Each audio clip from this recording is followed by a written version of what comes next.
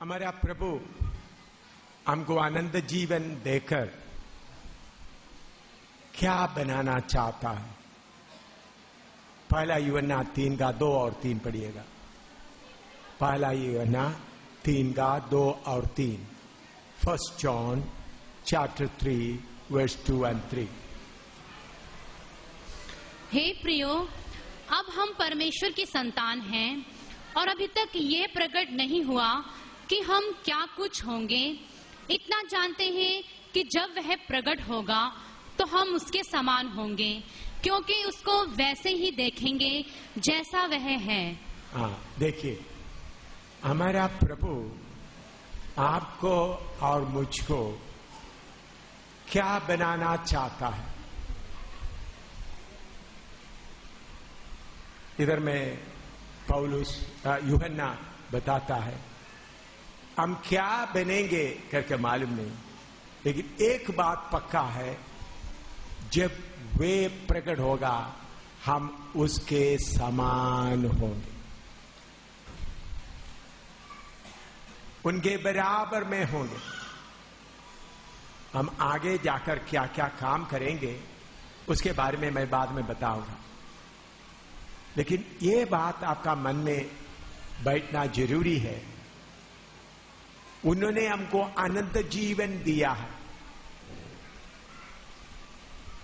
परमेश्वर का वचन के बीच हमारे अंदर आकर अनंत जीवन हमको मिला है।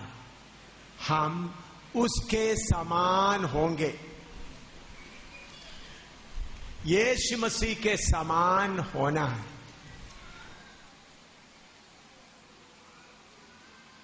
उससे कम नहीं।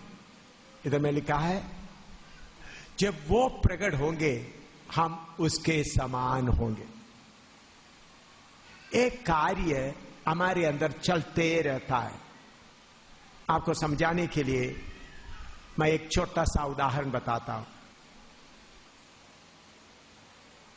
मुर्गी के नीचे आप अंडे रखते हैं चूजे निकालने के लिए। शहर में रहने वालों को शायद इतना मालूम नहीं होगा, फिर भी आपने सुने होंगे, थोड़ा कुछ टेलीविजन में या घर में देखे होंगे, मुर्गी के नीचे अंडे रखते हैं। 21 दिन अंडा मुर्गी के नीचे रखे रहता है। हम देखते हैं 21वां दिन में अंडा का सिल्का फट जाता है, मुर्गी के जैसा चूसे निकल आता है। ये काम एक दिन में नहीं हुआ। जब अंडे मुर्गी के नीचे ले जाकर पहले रखते हैं तो अंडे सब अंदर पानी पानी पानी है। सिल्का टूट जाएगा तो पानी पूरा बह जाएगा, लेकिन मुर्गी के नीचे रखकर उसका गर्मी थोड़ा सा लेकर वो अंडे का पानी का हालत बदलकर सख्त हो जाता है। उसके बाद एक छोटा सा सिर आ जाता है, फिर पाव और पर एक एक चीज उनके अंदर आ जाता है। 15वां दिन में अगर आप उसके अंदर कोई मशीन, माइक्रोस्कोप या कोई मशीन के द्वारा देखेगा तो एक एक अंग उनके अंदर बढ़ता जाता है। 19 और 20वां दिन में आप देखें उस मुर्गी के चूसे अंदर पूरा चूसे बन गया, सिर बन गया, पाव बन गया, पर बन गया। कब सिल्का टूटेगा उसका इंतजारी में है। उस समय में 19वां दिन में वो चूसे को आप पूछे, आज चूसे मैं क्या करूं, अभी आपका जो सिल्के के ऊपर मैं थोड़ा सा सोना का पेंट कर दूं, वो बोलेगा कैसा भी इसको तोड़ दो। एक कहरने का हालत आ जाता है। रोमी 8 का 23 24 पढ़िएगा। रोमी 8 का 23 और 24, रोमन्स 8:23-24। और केवल वही नहीं, पर हम भी जिनके पास आत्मा का पहला फल है, आत्मा का पहला फल है, आप ही अपने में कहराते हैं, आप ही हम में से कहराता है और लेपालक होने की अर्थात अपनी देह के छुटकारे की बाट जोते हैं। हालेलुया। सारे सृष्टि कहरते रहते हैं, हम भी किसके अंदर ये कहरने का हालत होगा? जिसके अंदर अंडा चूसे मुर्गी की तरह बन रहा है। दूसरा कोरिन्थी 5 के 1-2 भी पढ़िएगा। दूसरा कोरिन्थी 5 का 1-2। क्योंकि हम जानते हैं कि जब हमारा पृथ्वी का डेरा सरीखा घर गिराया जाएगा, तो हमें परमेश्वर की ओर से स्वर्ग पर एक ऐसा भवन मिलेगा जो हाथों से बना हुआ घर नहीं, परंतु चिरस्थायी है। इसमें तो हम कहराते और बड़ी लालसा रखते हैं कि अपने स्वर्गीय घर को पहन लें, कि इसे पहनने से हम नंगे ना पाए जाएं। और हम इस डेरे में रहते हुए बोझ से दबे कहराते रहते हैं, क्योंकि हम उतारना नहीं वरन और पहनना चाहते हैं, ताकि वह जो मरणहार है जीवन में डूब जाए। आमीन। आप उद्धार पाने के बाद दिन प्रतिदिन आप बदलते जाना है। आपका बाहर का सिलका तोड़ने के लिए आप कुछ कोशिश करने का जरूरत नहीं। फिलिपी 3 का 21 पढ़िएगा। फिलिपी 3 का 21। आपका बाहर का सिलका तोड़ने के लिए आपको कुछ करने का जरूरत नहीं। फिलिपियंस 3:21। वह अपनी शक्ति के उस प्रभाव के अनुसार, वो शक्ति के प्रभाव के अनुसार, जिसके द्वारा वह सब वस्तुओं को अपने वश में कर सकता है, हाँ, हमारी दीनहीन देह का रूप बदलकर अपनी महिमा की देह के अनुकूलन बना देगा। हाँ, ये आपका बाहर की शरीर का बदलावट के लिए, ये सिलका तोड़ने के लिए आपको कुछ भी काम करने का जरूरत नहीं। लेकिन आपके अंदर का पितरी मनुष्यत्व दिन प्रति बदलता यीशु के समान उनके डील डोल तक होना है। जब आपके अंदर पितरी मनुष्य बनते जाते समय में दुनिया की चीजों के ऊपर आपका लगाव कम होता जाएगा। फिर आपको दुनिया में रहने का मन ही नहीं आएगा। फिर आपको कैसा भी इस शरीर से छुटकारा पाओ, तो आप कितना बदल गया, एक एक इधर बैठकर सोचना है। सबका 21वां दिन आएगा। कुछ लोग उद्धार पाकर 10 साल हो गया, लेकिन फिर भी आज भी पहला दिन की जैसा है, पानी पानी है। अंदर क्या है? पानी पानी। वही फिगर क्या होगा। लेकिन कुछ लोग उद्धार पाके 1 ही साल हो गया, लेकिन उन लोग आत्मा में बढ़ते बढ़ते उनके अंदर का अनुभव 21 दिन का नजदीक का है। फर्क आपको मालूम हो गया?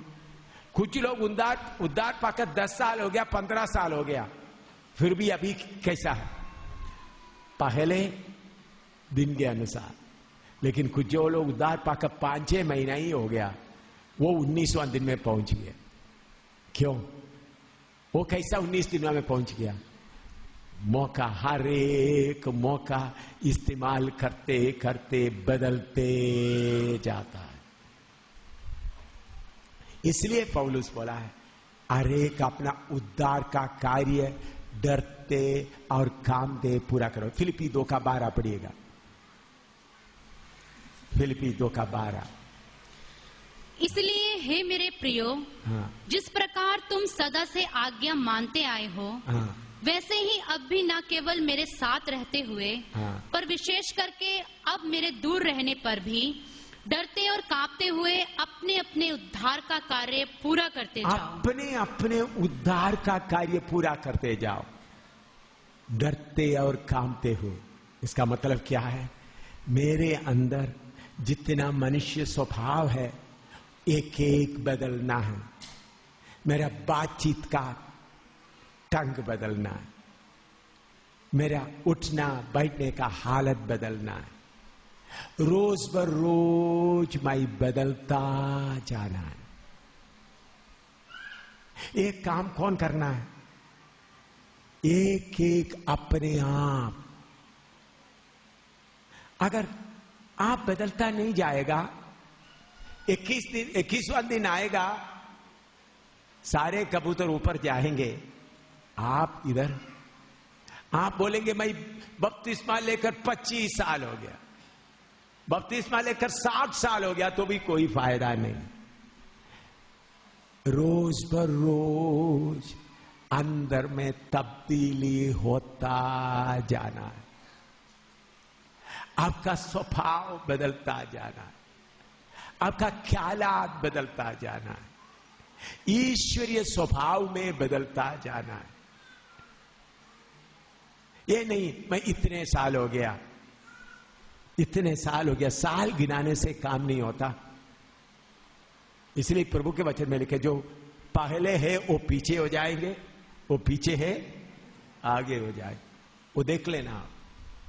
जो पहले है, मैं बपतिस्मा लेकर इतना साल हो गया, लेकिन संदलो उठा लिया जाएगा। आप फिर भी सर्टिफिकेट बोलकर मैं बपतिस्मा लेकर 20 साल हो गया, घूमते रहोगे।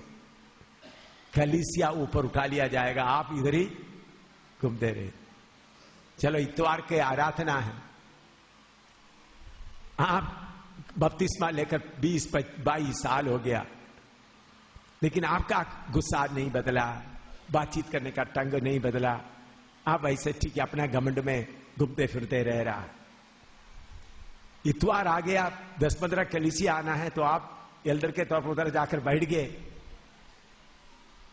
भाई 10 बजे आराधना शुरू करना, आपने 10 बजे पहुंच गया तो लोग कोई नहीं आया, सोचा आज सब सुस्ती पड़ा है, ठीक है सब लोग आएंगे, सबको थोड़ा गुस्सा से मैं बात करूंगा।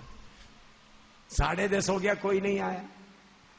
11 बज गया, कोई नहीं आया। आज कौन है? इतना आराधना के लिए कोई, लोग इतना सुस्ती हो गया। ओ साहब को, एल्डर साहब को बड़ा तेज आ गया। चलो जाकर देखता हूं, उनके नजदीक वाला गोविंदन के घर में जाता हूं। अभी आराधना क्या नहीं, उधर जाकर खटखटाए तो अंदर से ताला लगा हुआ है। खोलो दरवाजा, अंदर कोई है ही नहीं। क्या है? अंदर से कुंडी डाकर कदरे। फिर दरवाजा तोड़कर अंदर गया तो गोविंदन उधर नहीं है, उनका पत्नी नहीं है, कपड़ा उधर पड़ा है, जूता उधर पड़ा है। ये कहां गए? उधर चिल्लाया, ठीक है तो क्या हो गया? फिर दूसरा रेवी के घर में गया, उधर भी कोई नहीं। तैयार हुआ सब चले गया। 22 साल का बपतिस्मा पाया हुआ उधर बैठा ही है। ये याद रखना, जो आगे है पीछे हो जाएंगे, जो पीछे है आगे। साल गिनाने से काम नहीं बनेगा। आपके अंदर कितना तब्दीली आया है, आपका बात करने का तरीका कितना बदल गया है, आपका कपड़ा पहनने का, दुनियावी चीजों के पीछे का आपका मन कितना हो गया।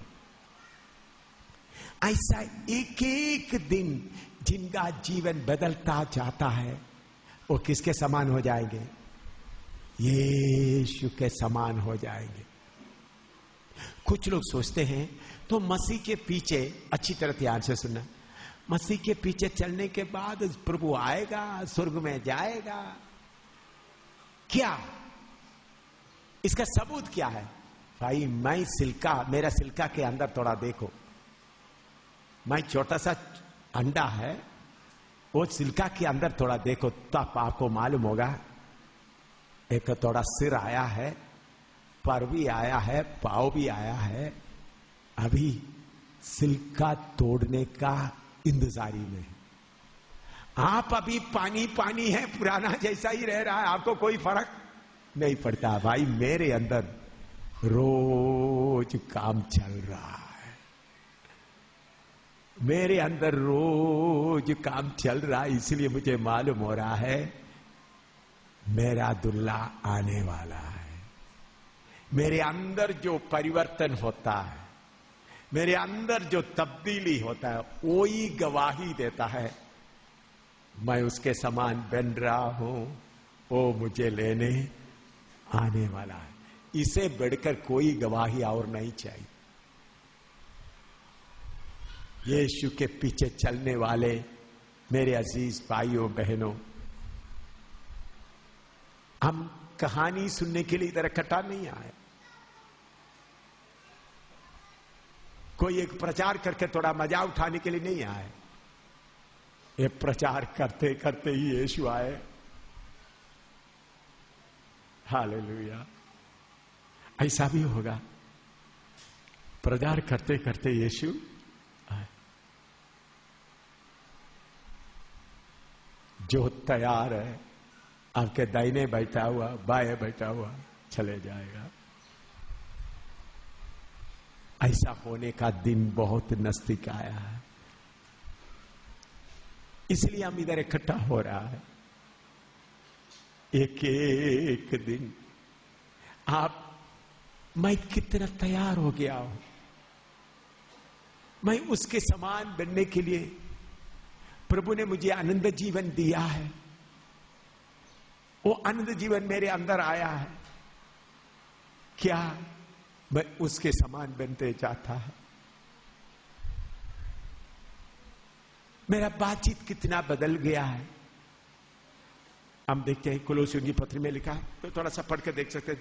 बहुत बातें, एक दो बातें आपको जल्दी याद दिला करके हम आगे प्रार्थना करेंगे। कोलोसियों की पत्री चौथा अध्याय उसका 6 पढ़िएगा। तुम्हारा वचन सदा अनुग्रह सहित। तुम्हारा वचन का मतलब तुम्हारा बात करने का ढंग, तुम्हारा मुंह से जो शब्द निकले हमेशा अनुग्रह सहित और सलोना हो, और सलोना हो, कि तुम्हें हर एक मनुष्य को उचित रीति से उत्तर देना आ जाए। हाँ, देखिए विश्वासी लोग कुछ ऐसा है, उनका मुंह से कुछ भी बात निकल जाता है, कुछ भी बात निकलने के लिए उनको शर्म भी नहीं होता। क्यों? अंदर बदला नहीं है। अंदर क्या नहीं है? बदला नहीं। अंदर बदलने से ऐसा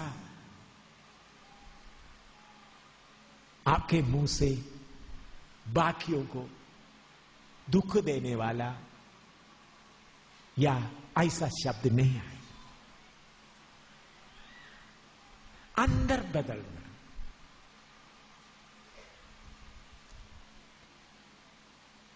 बहुत लोगों को अंदर बदलता नहीं, क्योंकि आत्मिक परिवर्तन नहीं है। जो अंदर बदलता है, दोबारा पढ़ो उसका 6 पद। तुम्हारा वचन सदा अनुग्रह सहित और सलोना हो। अनुग्रह सहित और सलोना हो, कि तुम्हें हर एक मनुष्य को उचित रीति से उत्तर देना आ जाए। हर एक मनुष्य को उचित रीति से उत्तर दे। सलोना,